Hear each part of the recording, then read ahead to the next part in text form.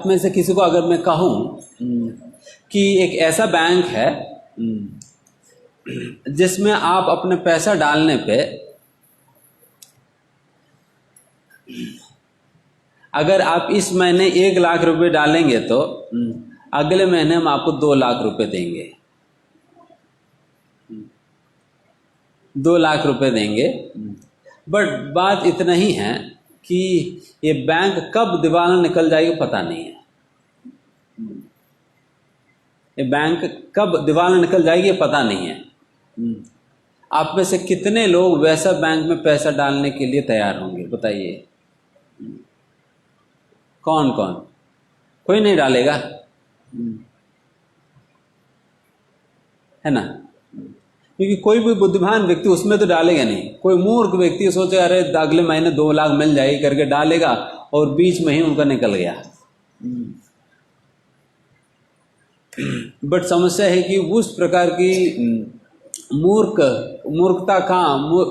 की काम हम लोग कर रहे हैं अपना शरीर पे इन्वेस्ट करके, जो कि कब दिवाला निकल जाएगी पता नहीं, कब निकल जाएगी पता नहीं। ये बैंक जिसके ऊपर हम अपना शक्ति, सामर्थ्य, बुद्धि सब कुछ लगाते हैं, धन, इस शरीर को सुख प्रदान करने के लिए तो हम इतने सारे बिल्डिंग बनाते हैं, इतने सारे मेकअप करते हैं, इतना सारा अच्छे कपड़े खरीदते हैं, ये सारा कुछ रोज 3 बार खिलाते हैं, बीच बीच में भी खाते हैं।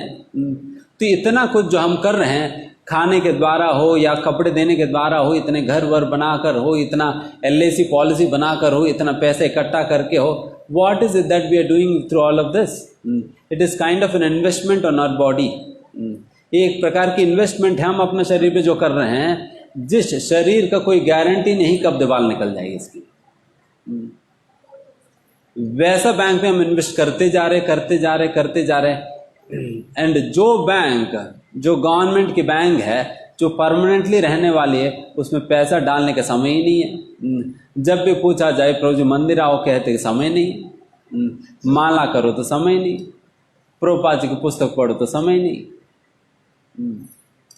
क्यों? समय सारा गई है, फिर ये वाला बैंक में डाल दिया, इस बैंक के लिए पैसे बचा नहीं। क्योंकि ये बैंक के विषय में बहुत कुछ कहा जाता है, एडवर्टाइजमेंट्स के अंतर्गत खूब सारे चीजें दिखाई जाता है। आप बस ये फेयर एंड लवली लगा लेंगे तो देन फिर आप ऐसा चमक जाएंगे कि फिर पूछो ही मत। तो फिर ऐसा ऐसा एडवर्टाइजमेंट जब दिखता है फिर लोगों को लगता है कुछ हो जाएगी करके। अगर सही में कुछ होने वाला है तो जिसने फेयर एंड लवली तैयार करे वो लगा कर दिखा दे।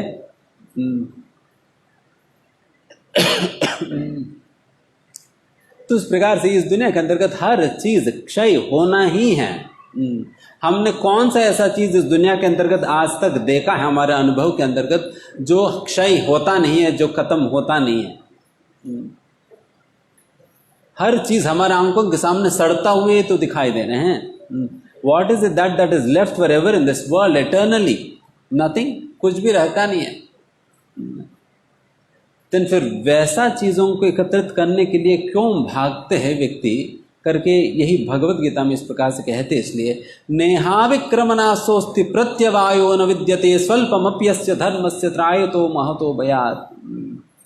इसलिए हे मनुष्य, आप अपनी प्रयास ऐसा चीज को कमाने के लिए लगाओ जो कि जिसका कभी क्षय होता ही नहीं है, कभी क्षय होता नहीं है। इसमें बताया जाए नेह अविक्रमणासोस्ति, जिसकी कभी नाश ही नहीं है, वैसा चीज को आप इकट्ठा करो ना। You try to accumulate such a property which is never ending, which is eternal, which has never any destruction, किसी भी प्रकार की नाश नहीं है, वैसा चीज को एकत्रित करो। यहां पर वही बताया नेहाविक्रमणासोस्ति प्रत्यवायो न विद्यते,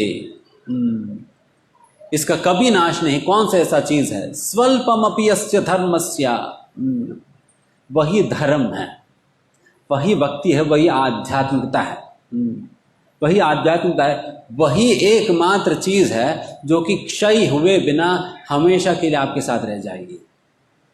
बाकी सब कुछ आप कितना भी सिक्योरिटी लगाकर उसको आप संरक्षण कर भी ले, वो खत्म हो ही जाएगी।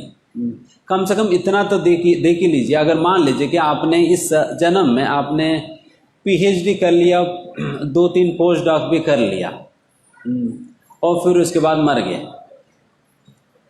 पोस्ट डॉक हो गया, आपने जर्मनी में, लंदन में वगैरह पोस्ट डॉक कर लिया, फिर मर गया। तो फिर अगले जीवन में जन्म लेने के बाद बचपन में ही आप एप्लीकेशन लेकर कंपनी में जाएंगे तो जॉब मिलेगा? अरे मैं पिछले जीवन में पोस्ट डॉक कर लिया, आपने जॉब दे दो, कुछ तो दे दो मुझे, जॉब दे देना, मिलेगा? नहीं मिलता है ना। कहा जाए कि दोबारा एलकेजी पढ़ो, दोबारा एलकेजी पढ़ो, यूकेजी पढ़ो, फर्स्ट पढ़ो, फिर 10th में आओ, फिर +2 +1 +2 पढ़ो, फिर डिग्री करो, फिर उसके बाद पोस्ट डॉक करो, तब मिलेगा job. So whatever you have learned has been erased और लॉस्ट। जो कुछ भी आपने विद्या के द्वारा आपने जो कमाया है डिग्री, वो आपके शरीर के साथ ही वो भी जल गया, खत्म हो गया। अगर मान लीजिए कि इस जीवन में मैं कुछ भी मेहनत करके, लूटपाट करके, चोरी करके, डकैत करके, कुछ भी करके मैं 100 करोड़ रुपए इकट्ठा करके मैं बैंक में डाल दिया, फिर उसके बाद मर गया। अगली जीवन में एटीएम कार्ड लेकर बैंक में, उसी बैंक में जाऊं निकालने, निकलेगा कुछ? कुछ निकलेगा? आप कैसे, मैं पिछले जीवन में मैंने पैसा डाला था, है क्या? कुछ नहीं निकलने वाली है। So whatever you have earned, जो कुछ भी हमने कमाया है, that all has been erased with the body. शरीर के साथ ही वो सब कुछ जल कर खत्म हो गया है, खत्म हो गया है। बट आध्यात्मिकता के अंतर्गत अगर इस जीवन में मैंने मान लीजिए कि खूब अच्छा प्रयास करके भक्ति में मैं 10% प्रगति मैंने कर लिया, 10% मैंने भक्ति कर लिया, और अगली जीवन में जाऊं, अगली जीवन में जब मैं भक्ति शुरू करता हूं, वापस एलकेजी से शुरू करने का जरूरत नहीं पड़ता, बल्कि 11वां नंबर से वापस शुरू करने का जरूरत पड़ता है।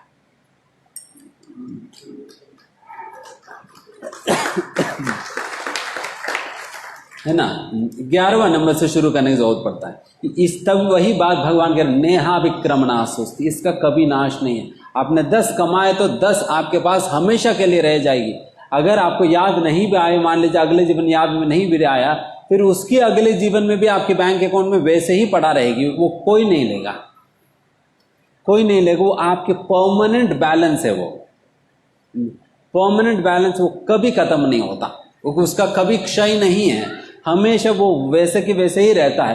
तो चाहे वो अक्षय तृतीया के दिन माला करो या कोई और दिन माला करो, कोई मुहूर्त में माला करो या कोई राहु काल में माला करो, फिर भी तुम्हारे बैंक अकाउंट में माला चले गया। और जो माला गई उस अकाउंट में, देन आप कुछ भी करो वो तो घटेगा नहीं, वो आपकी परमानेंट कमाई है, परमानेंट कमाई है।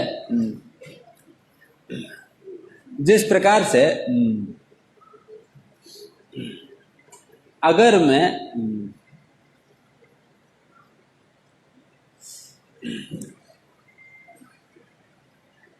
इंडियन करेंसी लेके अमेरिका में चले जाऊं, वहां पर इंडियन करेंसी कोई काम का है क्या? कोई काम का नहीं है।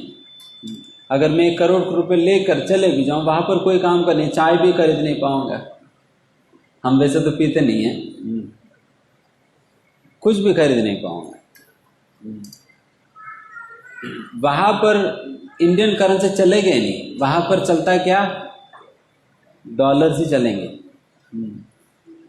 तो उसी प्रकार से जो हमने इस जीवन के अंतर्गत जो कमाई किया है, वो करेंसी अगले जीवन में काम नहीं आने वाली है, उसका कोई मूल्य ही नहीं है। आप करोड़ों रुपए इकट्ठा कर भी लो, उसकी कोई काम नहीं आने वाला। सो उसकी रिलेवेंस केवल हमारी जीवन तक ही है। जो भी 15, 20, 25, 30 साल जो हम रहेंगे इस दुनिया में, बस उतने ही समय तक सीमित है। फिर उसके बाद तो खत्म ही है। तो वैसा इसलिए अक्षय तृतीया का दिन हम कोई एक ऐसा कार्य करनी चाहिए जिसका कभी क्षय होता नहीं है। बाकी कुछ भी आप करो उसका क्षय होना ही है, क्षय होना ही है। तो इसलिए अक्षय तृतीया का दिन उस प्रकार के संकल्प हम ले, यस हम आज से हम आध्यात्मिकता को स्वीकार करेंगे, भक्ति करेंगे, नाम जप करेंगे, भक्तों का संगति में आएंगे, श्रील प्रभुपाद जी को पुस्तकें पढ़ेंगे, प्रसाद ग्रहण करेंगे एंड कुछ भगवान की सेवा हम करेंगे। इस प्रकार के संकल्प लीजिए।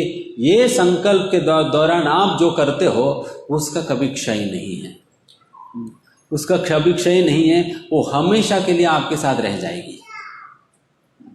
तो इस प्रकार से आप असलियत में अपने अक्षय तृतीया को मनाइए।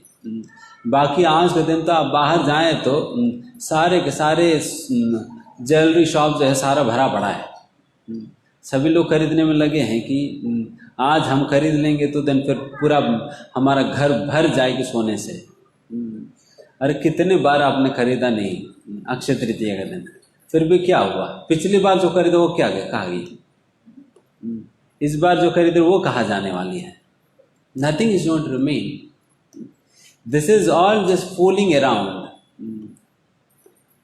ये केवल हमें मूर्ख बनाने के लिए बस, हम मूर्ख बनते ही रह जाएंगे जब तक आध्यात्मिकता को स्वीकार ना करें। तो हरे कृष्णा कृष्ण कृष्ण हरे हरे, हरे राम राम राम